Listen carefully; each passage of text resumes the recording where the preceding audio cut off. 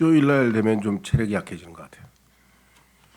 왜냐하면 지금 시간이면 이제 지쳐서 쉬어야 될 시간인데, 그렇죠? 예.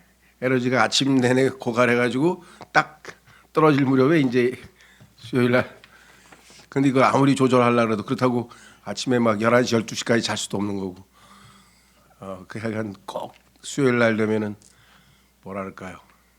6, 7시쯤 되면 이렇게 좀 진이 빠지는 그또 이 기침도 그렇고요. 하여간 지혜를 구해서 어떻게 잘 조절해야 되는데 오늘은 좀 특히 그런 것 같습니다. 예. 오늘은 요엘서 2장으로 가보겠습니다. 말씀드린 것처럼 요엘서는 주님의 날, 주의 날이라고 했던 거죠. 특히 예언서, 작은 소예언서는 말할 것도 없고 모든 예언서들에서 하나님께서 소위 말하는 D-Day로 삼은 날, 제일 중요한 날이라 그러죠. 우리가 D-Day란 말을 쓰는데 많은 특히 그리스도인들이 하나님의 자녀들 중에 구원받은 사람들은 성경의 주제가 구원이라고 생각하는 분들이 의외로 많아요. 특히 소위 말하면 기존 개신교에서는요, 성경의 핵심이 주제를 구원으로 생각하는 경우가 많습니다. 그래서 이제 창조, 타락, 구속, 회복 뭐 이렇게 해서 그런 이 전체적인 궤도를 보는 것은 잘못된 건 아닌데 진짜 하나님께서 중요시 여기는 것 인간의 편에서 보면 당연히 구원이 제일 중요하죠. 그러나 하나님 편에서 보면은 하나님의 아들이 이 온 우주를 통치하고 다스리는 그날, 그래서 초림이 아니라 하나님께서는 재림이 더 중요하고, 그래서 성경의 주제는 왕국입니다. 왕국. 근데 이런 것에 대해서는 뭐 거의 일반적으로 얘기를 잘 안 하죠. 그래서 이런 종말론이라든가 또 구약의 예언서들이라든가 이런 것들에 대해서 이렇게 별로 공부를 안 하거나 하더라도 주로 어떤 영적인 교훈을 얻는데 활용을 하는데요. 영적인 교훈을 얻는 것은 우리도 필요하죠. 우리도 그래서 지금 하고 있는 중인데요. 디테일하게 지금은 하나하나 한 구절 한 구절을 다룰 수 있는 시간적 여유가 없기 때문에 과거에 해놓은 이사야서라든가 에스겔서라든가 말라기라든가 호세아라든가 이런 책들에서 교리적으로 많이 언급을 했기 때문에 좀 시간을 들여서 공부하실 분들은 그걸 공부하시고, 우리가 시간적으로 봤을 때 한 챕터에 하나씩 하다 보면은 아무래도 영적 교훈을 조금 우리가 얻는 쪽으로 적용을 그렇게 지금 해가고 있는 중입니다. 요엘서 2장은 개신교에서 굉장히 유명한 책 중에 하나죠. 왜 그럴까요? 사도행전 2장에서 베드로가 설교하면서 이 요엘서를 인용해 가지고 마치 요엘서 2장에 있는 그 사건이 사도행전 2장에서 성취된 것처럼 잘못 알려져 있어요. 성경에는 구약의 어떤 예언이 성취됐다면 이것이 이루어지게 하려 함이라, 성취되게 하려 함이라 이런 말이 꼭 들어가는데 여기는 전혀 그런 게 없습니다. 그냥 언급, 인용만 한 건데 그 인용을 한 것이 사도행전 2장의 오순절 사건이 바로 이것이다, 이렇게 성취된 것처럼 착각함으로써 소위 말하면 오순절 운동 또는 이 은사주의 운동이 아주 고착화돼 버리는데 크게 기여한 것이 바로 이것이죠.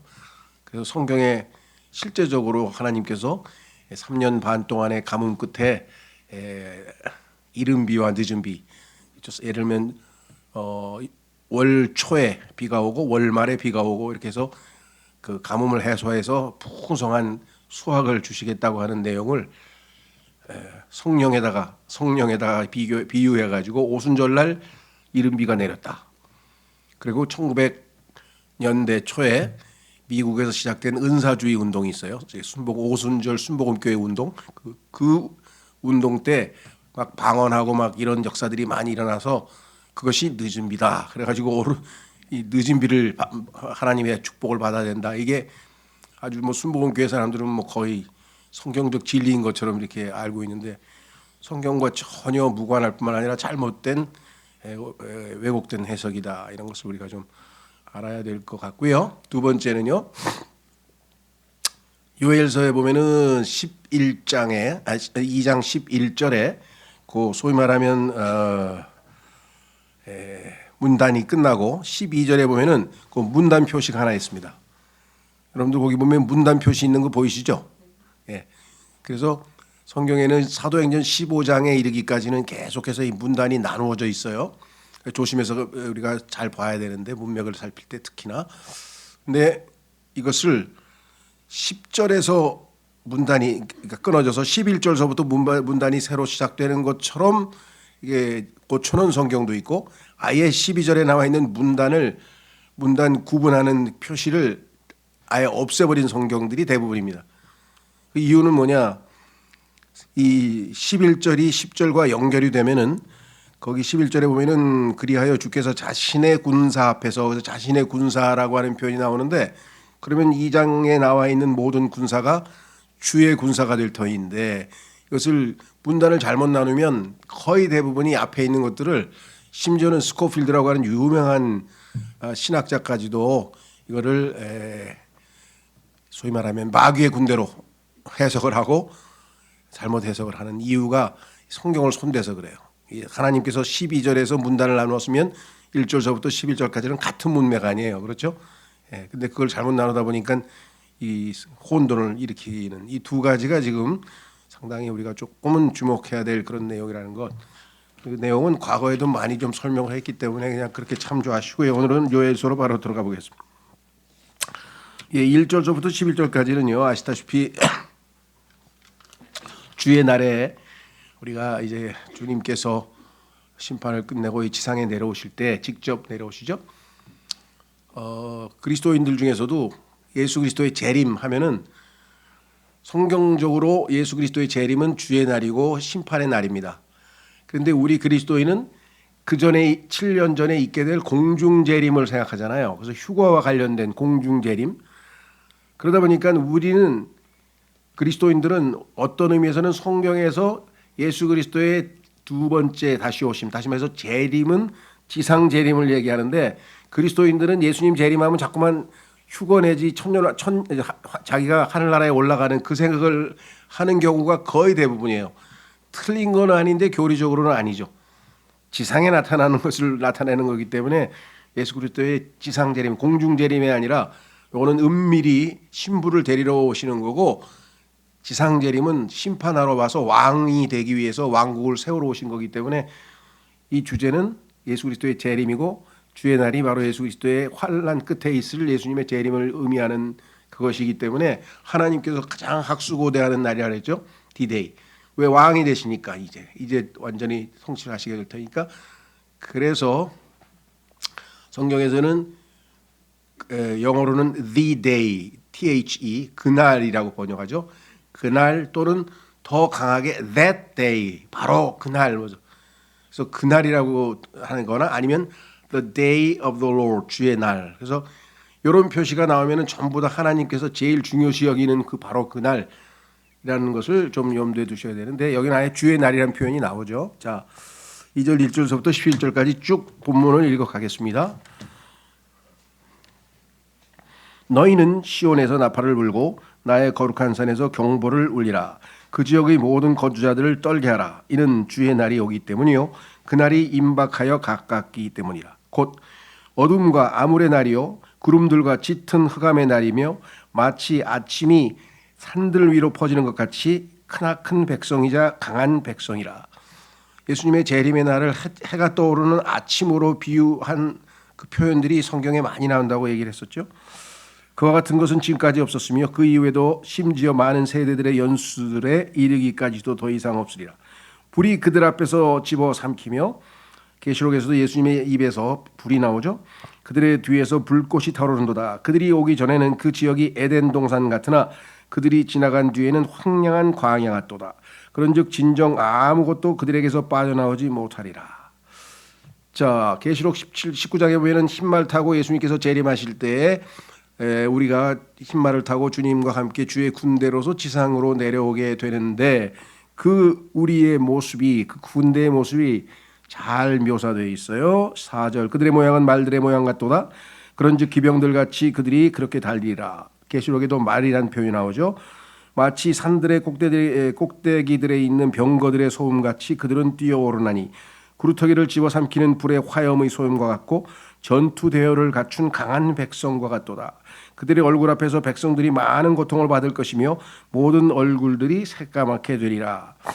이것은 나중에 이제 뭐 이스가랴서라든가 몇 군데 보면은 또 그게 핵전쟁이다 이렇게 단정적으로 얘기할 수는 없지만 핵전쟁 시, 즉 우리가 경험한 나가사키라든가 어딘가 또 하나가 히로시마 같은 지역에서 핵전쟁 이후에 일어났던 현상들에 대한 묘사가 성경에 나와 있는 것으로 미루어서 그럴 수도 있다 이렇게 생각하지만 또 어떤 분은 핵전쟁을 꼭 일으켜야지 그렇게 되냐, 하나님께서는 얼마든지 그런 이것을 더 하실 수도 있다 이렇게 해석하시는 분도 있어요. 그러니까 일지도 모른다, 비슷하다, 얼굴이 완전히 새까맣게 타버렸다 그랬죠.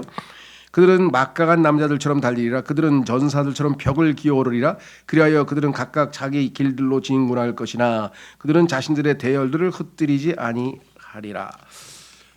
질서정연하게 예수 그리스도를 따라오는 이 군대는 초자연적인, 여러분과 저는 이미 썩지 아니하는 몸으로 초자연적인 몸을 입고 있기 때문에 그 누구도 막을 수가 없습니다. 예수님께서 집에서 벽을 뚫고 이렇게 들락날락 하시듯이 또 8절에 보면은 또한 한 사람이 다른 사람을 밀치지 아니하리라. 그들은 모두 저마다 자기 행로 안에서 걸으리라. 그리고 그들이 칼에 쓰러져도 그들은 부상을 당하지 아니하리라. 지금 우리가 가지고 있는 이 분자 구조의 이 육체적인 죽을 수 있는 몸이 아니라 우리는 죽지 않을 몸을 입고 있기 때문에 칼이 아무래도 우리를 찔러도 죽음과 아무 상관이 없어요. 이게 물리 법칙이 다 바뀌는 것이에요. 자, 그들은 그 도시를 이리저리 달리리라. 그들은 성벽 위에서 달릴 것이며 그들은 집들 위에서 기어 올라갈 것이요 그들은 도둑처럼 창문들로 침입하리라.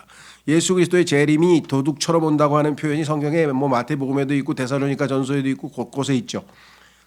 여기서 이걸 다 언급하지는 않지만 예수님의 재림 시에 있을 하나님의 군대의 모습, 그들 앞에서 땅이 전율하리라. 하늘들이 떨 것이요 해와 달이 검어질 것이며 별들이 자신들의 반짝거림을 거두리라. 사도행전에도 나오고 또 계시록에도 나오는 표현들이죠. 그리하여 드디어 이제 주의 군사라는 표현이 나와요. 주께서 자기 군사 앞에서 자신의 음성을 발하시리라. 이는 그분의 진영이 아주 대단히 크기 때문이요 자신의 말씀을 지평하는 분께서 강하시기 때문이요 주의 날이 위대하고 몹시 공포스럽기 때문이라. 그런즉 누가 그 날을 견딜 수 있겠느냐. 드디어 소위 말하면 경고의 나팔이 울린다. 그래서 짧게 영적인 교훈을 우리가 좀 얻어보면 이렇습니다. 우리 삶에 닥치는 재앙들은 우리로 정신이 번쩍 들게 할 뿐 아니라 모든 상황을 통제하고 계신 분은 하나님이심을 상기시켜 줍니다. 도저히 헤쳐나갈 수 없을 것 같은데 하나님께서 주관하시면 그런 것들을 이겨내죠. 우리가 생각할 때도 전무후무한 대환란, 그걸 어떻게 이겨나갈 수 있을까. 이스라엘 백성 중에 특히 남은 자들이 하나님께서 기회를 주신다. 메뚜기들이 하나님의 군사이며 11절, 20절, 25절에 언급되어 있고요. 그날은 바로 주의 날입니다. 이는 우리를 긴장시키기도 하지만 우리에게 위안을 주기도 합니다. 사무엘하 24장 14절에 한번 우리가 참고 구절로 확인을 해보시면요. 하나님께서 심판 후에는 뒤에 반드시 그와 같은 이 회복의 사무엘하 24장 14절 사무엘하 24장 14절 한번 찾아보겠습니다.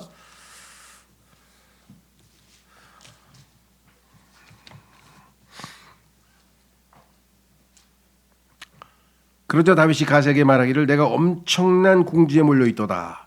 우리로 하여금 이제 주의 손안에 떨어지게 하라. 이는 그분의 자비들은 위대하기 때문이라. 그런즉 나로 하여금 사람의 손안에 떨어지지 않게 하라 하였더라. 그래서 엄청난 궁지에 몰려있지만 주님에게 자신을 의탁하는 다윗처럼 이스라엘 백성과 남은 자들도 그와 같이 주님을 의지하는 것이다. 왜냐하면 주님은 상하게도 하시지만 치유하시기도 하기 때문입니다. 호세아서 6장 1절에 그 유명한 구절이 있죠. 상하게도 하시지만 치유하시는 분이시기도 하다. 확인 한번 해보겠습니다. 호세아서 6장 호세아서 6장은 종말론에서 우리가 자주 인용하는 성경 구절인데요. 왜냐하면 이스라엘 백성들이 회개하고 돌아오잖아요. 그래서 하나님께서 기도와 간구의 영을 부어주시면 그들이 이제 하나님께로 돌이켜서 회개하고 그때 예수 그리스도께서 그들을 구출하기 위해서, 그래서 예수님의 타이틀이 그때는 이스라엘의 구출자, 초림 때에는 우리 죄인들의 구원자이셨던 예수님이 재림 때에는 이스라엘 백성들의 구출자로, 자 여기 보시면 우리가 오라 우리가 주께로 되돌아가자, 이는 그분께서 찢으셨으나 그분께서 우리를 치유하실 것이요 그분께서 치셨으나 그분께서 우리를 싸매 줄 것이기 때문이라. 그 유명한 이틀 뒤에는 그분께서 우리를 다시 살리시리라. 셋째 날에는 그분께서 우리를 일으키시리니 우리가 그분의 목전에서 살게 되리라. 아주 간단한 구절이지만 하나님의 계획표가 여기 잘 들어있죠. 이틀 뒤, 성경에 보면은 예수 그리스도께서 하나님 승천하시고 나서 이틀 뒤, 그래서 성경 하루가 1000년 같다 그래서 2000년 뒤에 재림하실 것을 얘기했고, 이틀 뒤를 셋째 날이라는 표현으로, 이틀 뒤가 바로 셋째 날이죠. 그 다음에 성경에는 또 엿새 뒤라는 표현이 나와요. 엿새 뒤. 그거는 창세로부터 시작해서 창세기 1장으로부터 시작해가지고 예수님 오실 때까지 4000년을 포함시키면 이틀 뒤가 4000년이 추가돼서 엿새 뒤가 되죠. 그러니까 창조 후 엿새 뒤 이렇게 되는 것이고요. 그 다음에 그러면 6000년이 되는 거죠. 그 다음에 일곱째 날 이렇게 표현도 하죠. 그러면 천년왕국이 시작되는 그 시점이 일곱째 날이 되는 것이겠죠. 그래서 이런 표현들이 성경에서는 우리에게 주목해야 될 숫자들이죠. 자, 그래서 이제 다시 요엘서로 돌아가서 12절서부터 17절까지 12절서부터 17절까지 이제 소위 눈물의 나팔. 자, 뭐라고 표현했나 한번 보겠습니다. 그러므로 또한 이제 주가 말하노라. 너희는 너희 마음을 다하여 금식하고 울며 애곡하면서 바로 나에게로 돌이키고 너희 의복들을 찢지 말고 너의 마음을 찢으며 주 너희 하나님께 돌이키라. 물론 이스라엘 백성에게 하나님께서 예언자를 통해서 선포한 말씀이지만 내용 자체는 우리에게도 영적으로 바로 적용되죠. 우리가 하나님께 마음을 돌이킬 때 진정한 의미의 회개는 마음의 회개지 외적인 형태의 그런 것은 아니다. 그래서 그것이 상징적으로 의복들을 찢지 말고 너희 마음을 찢으며 주 너희 하나님께 돌이키라. 이는 그가 은혜롭고 자비로우며 분노를 늦추고 대단히 친절하여 해악에 대해 스스로 돌이키기 때문이라. 이 유명한 표현은 성경에 몇 번 반복되는데요. 출애굽기 34장에서 하나님께서 자기 스스로를 소개할 때 이렇게 소개해요. 나 주는 누구다 할 때 그때 은혜롭고 자비로우며 쭉 얘기를 하죠. 또 요나서에도 마찬가지예요. 요나도 뭐라 그랬냐면은 하나님은 이런 분이시다라고 하는 것을 알고 고백하고 있는 장면이 나옵니다. 아주 중요한 표현입니다. 은혜롭고 자비로우며 분노를 늦추고 대단히 친절하여 해악에 대해 스스로 돌이키기 때문이라. 우리 하나님은 이러한 하나님이시다. 혹 주가 되돌아와서 돌이키고 그의 뒤에 복을 남겨둘지 누가 아느냐? 곧 주 너희 하나님께 드릴 음식 제물과 음료 제물을 남겨둘지 누가 알겠느냐. 1장에서는 그런 게 싹 사라져가지고 제사도 지금 하나님께 드리지 못할 지경까지 참담한 모습이었는데 혹시 이번에 하나님께서 이렇게 회복시켜 줄지 어떻게 아느냐.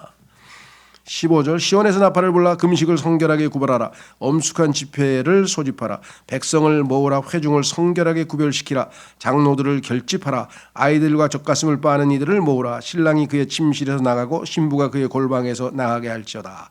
주의 사역자들인 제사장들은 주랑과 제단 사이에서 울지어다. 그리고 그들은 말하기를 오 주여 당신의 백성을 아끼소서.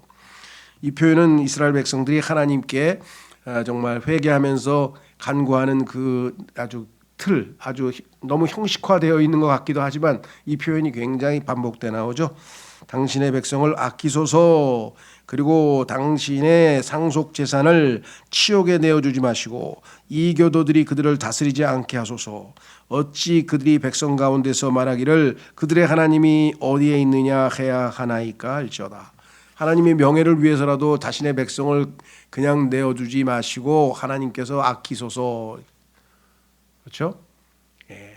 그래서 이 아끼소서라고 하는 이 표현은요, 성경에서 신약 성경에서는 자기 아들을 아끼지 아니하시고 우리에게 내어 주신 분께서 어찌 그 아들과 함께 모든 것을 주시지 않겠느냐라는 로마서 8장 32절 말씀에서도 이 표현이 쓰입니다. 백성을 아끼소서라고 하는 표현이겠죠. 자, 그다음에 요약을 간단하게 해보면 예언자는 백성들로 금식과 고백으로 하나님께 돌아오라고 외칩니다. 정직하고 겸손하게 돌아오기를 주저하지 마십시오. 하나님 앞에 돌아올 때 언제든지 돌아올 수 있습니다. 왜냐하면 우리 주님은 은혜롭고 자비로우며 분노를 늦추고 대단히 친절하신 분이시기 때문입니다. 기도하면서 어떻게 하나님의 영광을 크게 높일 것인지 생각해 보십시오. 물론 죄가 야기한 고통에서 벗어나는 것도 중요합니다. 그게 무슨 소리냐? 하나님께 진정한 회개는 마음을 다해서 자기가 지은 죄에 대해서 애통해야 되는데 그게 아니라 죄가 가져다 준 여러 고통스러운 상황만 빨리 회복시켜 달라, 이런 식의 눈물, 그렇죠? 자기가 지은 죄 때문에 지금 자기가 예를 들면 고난을 겪고 있다 그러면 죄에 대해서 애통해야 되는데, 고난을 가져온 죄, 그런데 그게 아니라 죄가 가져온 고난에 대해서 애통해하면서 빨리 이 고통에서 벗어나게 해주십시오 하는 기도가 영적으로 아직 우리가 성숙하지 않으면 항상 그런 기도를 한다. 하나님 너무 힘들어 죽겠습니다, 빨리 살려주십시오, 이렇게. 왜 그런 일을 하나님이 허락하셨는지 죄에 대해서 회개해야 될 거 아니에요. 제가 주님의 마음을 상하게 해드렸습니다. 주님께서 하기를 기뻐하시지 않은 일을 했습니다. 주님 정말 마음을 다해 회개합니다, 이렇게 나가야 되는데 아유 너무 괴롭습니다, 이거 빨리 어떻게든지 제거해 주십시오. 상황을 빨리 모면하고자 하는 그런 얄팍한 기도는 하나님 앞에 안 통한다, 이 말씀이죠. 자, 그래서 우리는 이제 18절서부터 32절까지 그때 주께서 그분의 지역을 위하여 질투하시고 그분의 백성을 동정하시리라. 아까 말씀드렸습니다. 심판 뒤에 오시는 하나님의 회복. 진정 주께서 자신의 백성에게 응답하여 같이 말씀하시리라. 보라, 내가 너희에게 곡식과 포도즙과 기름을 보내겠노라. 이거 싹 다 파괴시켜버렸는데 이번엔 보내주시겠다. 너희가 그것들로 만족하리라. 그리하면 내가 더 이상 너희를 이교도들 가운데서 치욕으로 삼지 아니하겠노라. 그래서 참 하나님을 섬기는 그 이스라엘 백성과 대조적으로 이들은 이교도라고 하는 말을 쓰고요. 그 다음에 유대인들을 이라고 부르기도 하고 이들은 이방인이라고 불리기도 한다 그랬죠. 예, 여러 가지 칭호가 좀 있습니다. 그 다음에 20절. 그러나 내가 북부의 군사를 너희에게서 멀리 옮기겠고 불모의 황량한 지역으로 그를 몰아내겠으니 그의 얼굴은 동쪽 바다를 향할 것이요 그의 뒷부분은 가장 바깥 바다를 향하리라. 그리고 그의 악취가 올라올 것이요 그의 고린내가 올라오리니 그가 위대한 일들을 행한 까닭이라. 이 악한 우리가 저지른 그러한 모든 것들에 대해서 하나님께서 감당하시겠다, 이렇게 지금 이야기를 했습니다. 오 대지여 두려워하지 말라, 반가워하고 크게 기뻐하라. 이는 주께서 위대한 일들을 행할 것이기 때문이라. 마귀가 저지른 그런 악한 일들이 아닌 하나님의 위대한 일들이 곧 이어진다. 너희 들짐승들아 무서워하지 말라. 이는 광야의 초원들이 싹을 틔우기 때문이요 나무가 그녀의 열매를 맺으며 무화과 나무와 포도나무가 그들의 힘을 내기 때문이라. 너희 시온의 자녀들아 그때 반가워하며 주 너희 하나님을 크게 기뻐하라. 이는 그가 너희에게 앞선 비를 적절하게 주셨기 때문이요 그가 너희를 위하여 비가 내려오게 하실 터인데 첫째 달의 앞선 비와 나중 비를 주실 것이기 때문이라. 왜 재림 때 이렇게 비와 관련된 이야기가 많느냐? 그것은 바로 우리가 잘 아는 것처럼 후 3년 반 대환란 때 있게 될 가뭄 때문에 그렇죠. 엘리야가 기도해서 3년 반 가뭄이 있었던 것처럼 이제 그 가뭄으로 말미암아 하여간 모든 농작물이 자라지 않았는데 하나님께서 아주 풍성하게 이제 비를 주셔서 다시 땅이 기력을 회복하고 농사가 제대로 지어질 것이라는 풍요를 상징하는 표현입니다. 이른 비와 늦은 비라고 예전에는 표현했는데 앞선 비와 나중 비라고 좀 약간 좀 어색한 것 같죠? 예, 하여간 표현을 그렇게 했습니다. 그런즉 마당들에는 밀이 가득하고 지방들이 포도즙과 기름과 함께 넘쳐 흐르리라. 그리하여 내가 메뚜기가 먹어치운 연수들을 너희에게 되돌려 주겠으니 곧 내가 너희 가운데로 보냈던 나의 엄청난 군사인 자벌레와 애벌레와 모충이 먹어치운 연수들이니라. 그리하면 너희는 풍부하게 먹고 만족하며 너희를 경이롭게 다루신 주 너희 하나님의 이름을 찬송하리라. 그리하여 나의 백성은 결코 부끄러워하지 아니하리라. 그런즉 너희는 내가 이스라엘 한가운데 있다는 것과 내가 주 너희 하나님이라는 것과 다른 이는 없다는 것을 알게 되리라. 궁극적인 목적이 뭐예요? 이 모든 것을 실시하신 이유는 하나님께서 이들이 하나님에 대해서 제대로 알고 있지 못하기 때문에 알려주시기 위해서. 성경에 나와 있죠. 우리에게 영원한 생명을 주신 목적도 하나님이 어떠하심을 더욱 알게 하기 위해서. 하나님을 알게 되면 우리가 삶에 있어서의 우리의 자세도 모든 것이 다 바뀌잖아요. 그렇죠? 그래서 하나님께서는 인생에 있어서 제일 중요한 것이 무엇인가? 하나님을 알게 하려 하는. 바로도 뭐예요? 지난번에 파라오인가? 주를 난 몰라. 그런 분 몰라. 그렇죠. 이 세상에 있는 사람들 중에서 제일 억울한 것은 뭐냐면 자기를 창조하신 하나님을 모르고 자기를 위해서 십자가에서 죽으신 하나님을 모르고 그렇죠.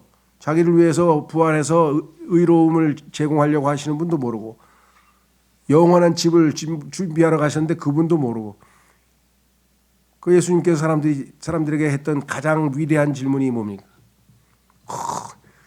진리가 무엇입니까? 이 세상에서 제일 중요한 명령이 무엇입니까? 계명이 무엇입니까? 삶의 의미가 무엇입니까? 뭐가 하여간 위대한 질문들이 있을지 모르지만 예수님께서는 그 바리새인과 또 사두개인 포함해서 지성인들 똑똑한 사람들의 질문을 다 답변을 해서 입을 다물게 한 다음에 또 질문 있나 그래도 질문을 못하는 거예요. 이제 유구무원이라 그러죠. 더 이상 예수님의 그 지혜로운 답변에 질문을 못하는 거예요. 그 예수님께서 뭐라고 말씀하셨어요? 질문. 예수님의 질문은 그리스도가 누구의 자손이냐? 그리스도가 누구냐? 내가 누구냐 이거예요. 그걸 네가 알고 있느냐? 그랬더니 또 이스라엘 백성들 중에는 여기 정보, 인터넷에서 정보를 많이 얻었는지 머릿속에 정보가 있는 사람들이 있잖아요. 다윗의 자손입니다 하고 또 한마디 성경에서 읽었으니까. 근데 예수님은 거기에 대해서 만족하지 않고 아니 다윗의 자손이라면 어떻게 다윗이 그 자기의 한참 후배 자손인데 그 자손한테 주님이라고 불렀을까? 이 사람이 그건 무슨 소리지? 지금 답을 못했죠. 그러니까 예수님은 창조주 하나님이어서 다윗의 창조주고 다윗을 지으신 분이지만 다윗의 후손으로서 이 땅에 인간의 몸을 입고 오셔서 우리를 구원하시기 위해서 그러니까 예수 그리스도는 참 하나님이시지만 그분이 참 인간이 되셨다는 이러한 것들에 대한 것을 우리는 배워서 아니까 아이고 이스라엘 사람은 그게 무식해 그러지만 이스라엘 사람들은 얼마나 놀랬겠어요. 다윗의 자손 아니에요?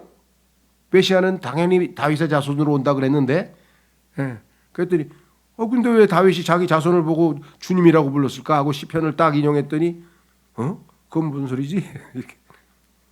자 다시 돌아오셔서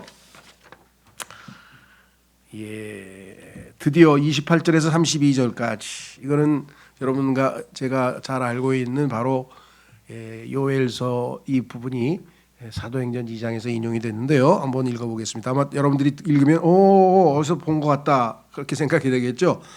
그러고 난 후에 이러한 일이 있으리니 내가 나의 영을 모든 육체 위에 쏟아붓겠노라. 그리하면 너희의 아들들과 너희의 딸들이 예언할 것이요 너희의 노인들은 꿈들을 꿀 것이요 너희의 청년들은 현시들을 보리라. 그리하여 그날들에는 종들 위에도 몸종들 위에도 내가 나의 영을 쏟아붓겠노라. 그리하여 내가 하늘들 가운데서와 땅 가운데서 이적들을 보이겠으니 곧 피와 물과 연기와 기둥들이라. 위대하고 공포스러운 주의 날이 오기 전에 해가 어둠으로 변할 것이요 달이 피로 변하리라. 그런 다음에 이러한 일이 있으리니 누구든지 주의 이름을 부르는 자는 구출을 받으리라. 이는 주가 말한 대로 시온 산 속에서 그리고 예루살렘 안에서 구출이 있을 것이기 때문이니 주가 부른 남은 자들 가운데 구출이 있으리라.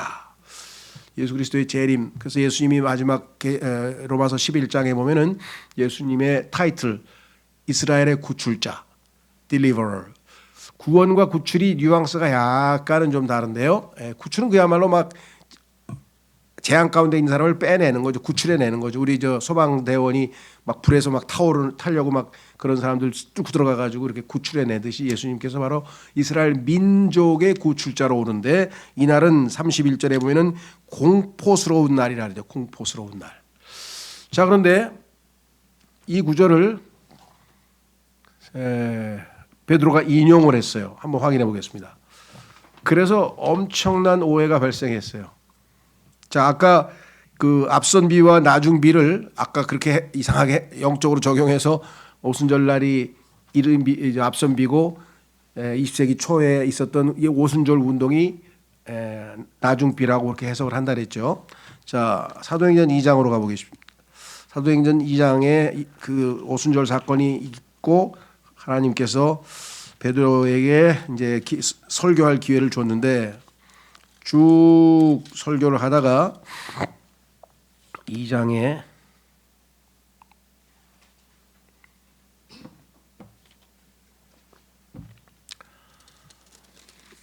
이렇게 설교를 합니다. 14절. 그러나 11명과 함께 일어선 베드로가 그의 목소리를 높여서 그들에게 이같이 말하였더라. 유대 사람들인 너희여, 그리고 예루살렘에 거하는 너희 모두여, 이것이 너희에게 알려지기를 바라노라. 그런즉 나의 말들에 경청하라.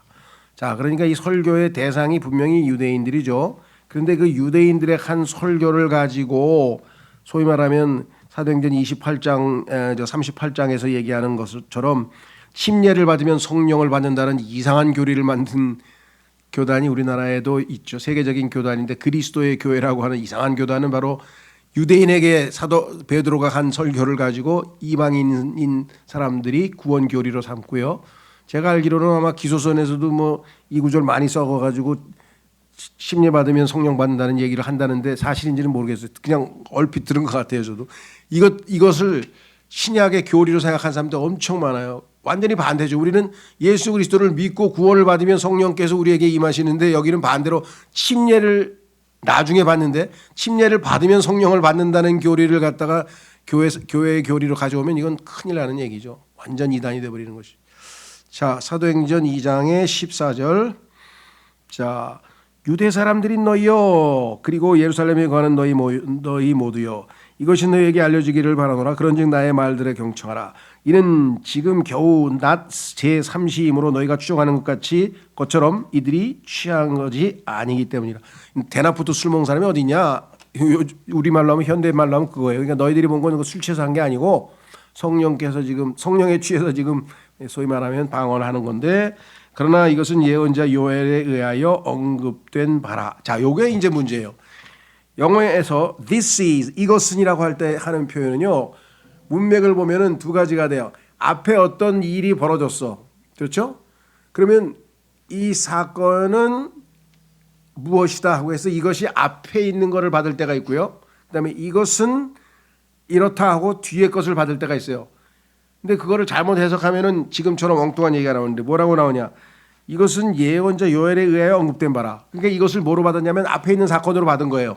지금 오순절에서 지금 이런 엄청난 막 방언이 터지고 막 엄청난 일이 벌어졌는데 이것은 바로 요엘이 한 그 얘기야. 지금 성취된 것이야. 이렇게 했는데 요엘에 의하여 언급된 바라 그랬지, 요엘의 말씀이 성취된 것이라고 기록되어 있지 않았는데도 요엘의 말씀이 성취된 것으로 해석을 해버리는 거예요. 엄청난 오류가 발생하게 되는 거죠. 17절. 그리하여 마지막 날들에, 여기 마지막 날들이라고 써있죠. 이러한 일들이 있으리니 하나님께서 이같이 말씀하시니라. 내가 나의 영을 모든 육체 위에 쏟아붓겠노라.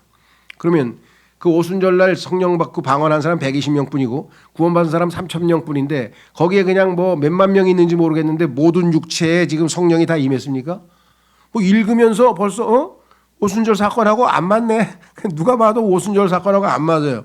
그리하면 너희의 아들들과 너희의 딸들이 예언할 것이요 너희의 청년들은 현시들을 볼 것이며 너희의 노인들은 꿈을 꾸리라. 이날 이런 일이 벌어졌나요? 오순절날?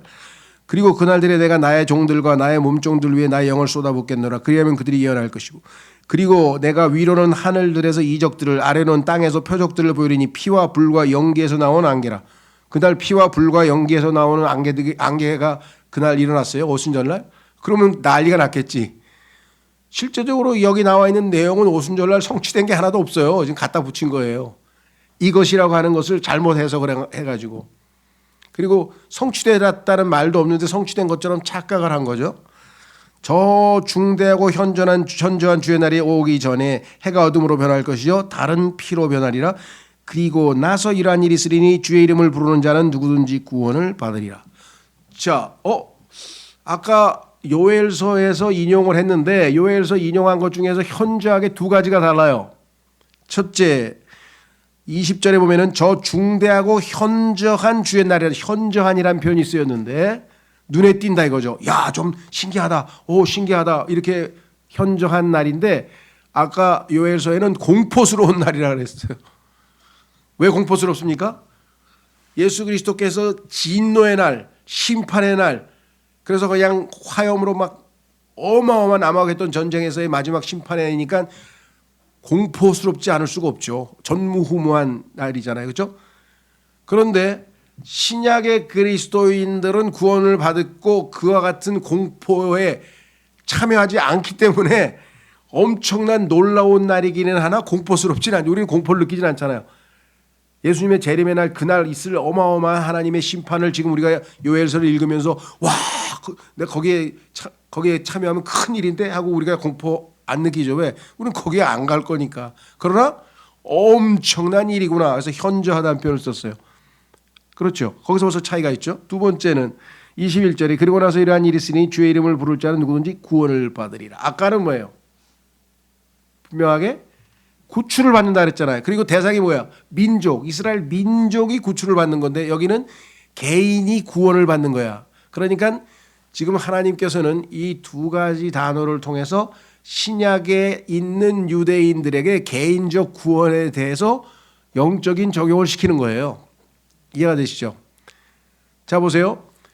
구약 성경에서 보니까 하박국 2장 4절에 누구든지 의인은 자기 믿음으로 구원을 받으리라 이렇게 돼 있어요. 죄송합니다. 자기 믿음으로 살리라. 그런데 신약에 이것이 로마서, 갈라디아서, 히브리서 세 번에 걸쳐서 인용이 돼서 구원 교리의 핵심이잖아요. 그죠? 예.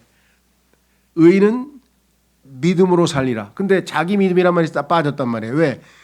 신약 시대의 믿음은 예수님이 우리에게 제공해 주신 예수 그리스도 하나님의 아들의 믿음이기 때문에 자기란 말을 쓰면 안 되니까 성령께서는 그것을 아시고 빼신 거죠. 여기도 마찬가지. 성령께서 베드로가 인용할 때 있는 그대로 100% 똑같이 인용한 게 아니라 공포스러운 현저한으로 바꾸고 구출을 개개인의 구원으로 바꿔서 인용한 것을 우리가 보게 되잖아요. 근데 이런 거를 세심하게 살피지 않고 야, 이게 오순절 사건이 바로 이 요엘의 이 사건이래. 이게 이루어진단 말도 없고 this라고 하는 말은 위에 거를 가리킬 때도 있지만 문맥에서 보면 아래 이게 요엘이 말한 내용이라고 지금 얘기하고 있는데 엉뚱하게 갖다 붙여가지고 정말 20세기에 이 오순절 그 어마어마한 이른 비와 늦은 비 그 엄청난 파장이 일어나게 된 것이었죠. 정말 성경에 우리가 주의를 해야 되겠습니다. 자, 그래서 요약을 이렇게 했습니다. 18절에 32절까지 하나님께서는 이들의 수치를 없애시고 그 땅의 복들을 회복시켜 주시겠다고 약속하십니다. 끔찍한 일들은 주님의 위대한 일로 제치될 것입니다. 그렇죠? 그리하여 즐거움이 두려움을 대치할 것입니다. 28절에 32절은 특별히 미래의 주의 날에 대한 언급이지만 베드로는 사도행전 2장 16, 21절에서의 이 구절들을 오늘날 영적으로 우리에게 적용하고 있습니다. 현저할 날 구원, 그러니까 구출 대신에 구원, 동포스러운 날 대신에 현저한 날로 바꿨죠. 자, 그래서 회복이라고 하는 교훈을 좀 생각해 보는데요. 주님께서는 메뚜기들이 먹어치운 연수들을 되돌려 주겠다고 약속하셨습니다. 하나님은 가뭄과 메뚜기 재앙으로 인해 손해본 것들을 다 복구시켜 주시겠다고 하십니다. 시간은 한번 흘러가면 그만입니다. 시간을 되돌릴 수는 없죠. 시간을 돌려받을 수도 없습니다. 다만 하나님께서는 놓쳐버린 축복들과 익지 않은 열매들을 가뭄 때문에 열매들이 하나도 익지 않았지만 놀랍고도 신비한 방식으로 되돌려 주실 것입니다. 하나님의 방식으로 보상하시겠다라고 하는 것을 우리가 곳곳에서 확인을 해볼 수가 있습니다. 그래서 요엘서 2장은 말씀드린 것처럼 주의 날인데 우리가 주목할 것은 이 하나님의 군대에 관한 것 우리가 좀 조심해서 읽어야 되고요. 뒤에 사도행전에서 인용된 것 그 사건이 사도행전 2장의 오순절날 성취된 게 아니고 미래적인 일이라는 사실을 우리가 기억하시고요. 예, 오늘 주신 말씀 통해서 결국은 자신의 뜻을 성취하셔서 하나님의 백성들을 다시 원래의 모습으로 회복시키시는 하나님. 우리도 신앙생활 처음에 에베소 교회처럼 에베소 교회에게 첫 번째 사랑, 첫사랑을 내버렸다고 주님께서 꾸짖으셨잖아요. 그래서 그 첫사랑을 되찾는 것이 우리 신앙생활에 있어서의 가장 중요한 과제예요. 왜? 우리의 마음은 항상 주님을 향해서 점점 사모함이 커지는 게 아니라 중간에 자꾸만 세상을 사랑하고 딴 거에 한눈을 팔다 보니까 마음이 식어버리잖아요. 그래서 그 마음을 다해서 다시 회개하고 돌이켜서 주님으로부터 그렇죠? 다시 뜨거움을 다시 열정을 회복하는 것이 반복하는 것이 우리 신앙에 있어서 가장 중요합니다. 어느 때쯤 가면 식어버려요. 다시 주님 품으로 돌아오고 식어버리면 주님 품으로 돌아오고 주님 우리도 주님께서 기회를 주실 때 마음을 다해 주님 품으로 돌이키고 주님의 회복에 동참하는 하나님의 자녀가 되게 해주십시오. 기도하겠습니다.